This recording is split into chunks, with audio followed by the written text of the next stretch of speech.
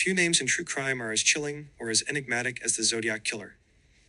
A figure who terrorized Northern California in the late 1960s and early 1970s, the Zodiac has left behind a trail of fear, mystery, and a legacy of unsolved crimes.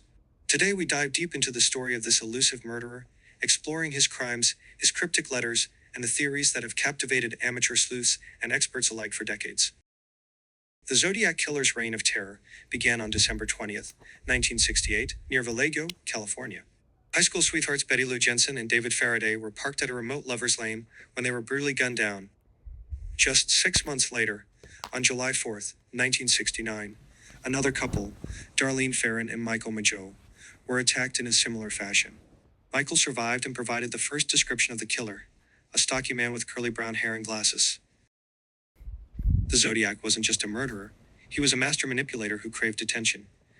His need for notoriety became clear on August 1st, 1969, when three major newspapers, the San Francisco Chronicle, the San Francisco Examiner, and the Vallejo Times-Herald, received identical letters from someone claiming to be the killer.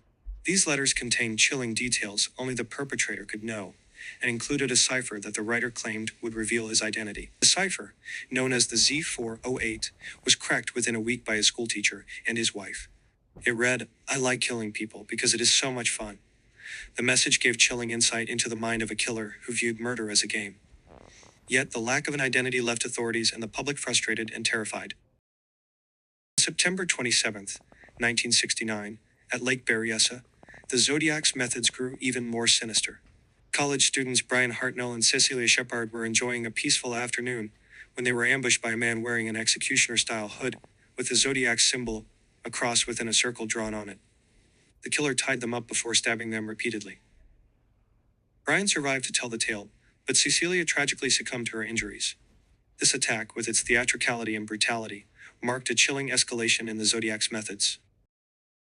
The Zodiac's final confirmed murder occurred on October 11th, 1969, when he shot taxi driver Paul Steen in San Francisco. This was the first, and only time the Zodiac killed in an urban area.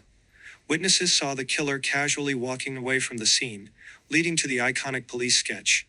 Despite the proximity to witnesses and evidence, the Zodiac slipped away once more. The brazen nature of this killing demonstrated his confidence in eluding capture.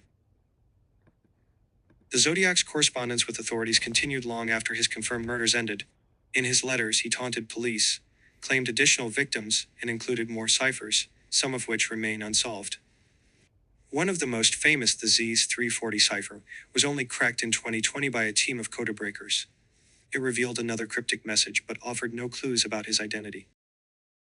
Over the years, numerous suspects have been linked to the Zodiac case. The most infamous is Arthur Leigh Allen, whose behavior and possession of suspicious items made him a prime suspect. Allen's connections to the case included a watch inscribed with the Zodiac symbol and a history of violent tendencies. However, DNA testing later failed to conclusively link him to the crimes. Another compelling suspect was Lawrence Kane, whose name appeared in anagram solutions to Zodiac letters. Kane had a history of criminal activity and was identified by some witnesses, but like Allen, no concrete evidence ever tied him to the murders. Other theories have suggested the Zodiac could have been more than one person, or even that he stopped killing due to incarceration or death. Despite extensive investigations, no suspect has been definitively identified, leaving the case officially unsolved. The Zodiac Killer's taunts, ciphers, and cryptic letters have made him a cultural phenomenon. Movies like Zodiac, 2007, and countless documentaries have kept his story alive, while amateur sleuths worldwide continue to chase the mystery. The advent of modern forensic techniques, including advanced DNA analysis and digital tools for solving ciphers, has renewed hope that the Zodiac's identity could one day be uncovered. To understand the fear and fascination surrounding the Zodiac Killer, one must also consider the social context of the time. The late 1960s and early 1970s were a period of social upheaval and mistrust in institutions, and the Zodiac's ability to evade capture only amplified public anxieties. He symbolized a predator who could strike anywhere, anytime, and who delighted in making his crimes a public spectacle. The Zodiac Killer left behind more questions than answers. Who was he? Why did he stop? And will we ever truly unmask him? As technology and forensic science advance, perhaps one day we'll find closure. Until then, The mystery of the Zodiac Killer continues to haunt and fascinate, a reminder of how much and how little we know about the darkest corners of human nature.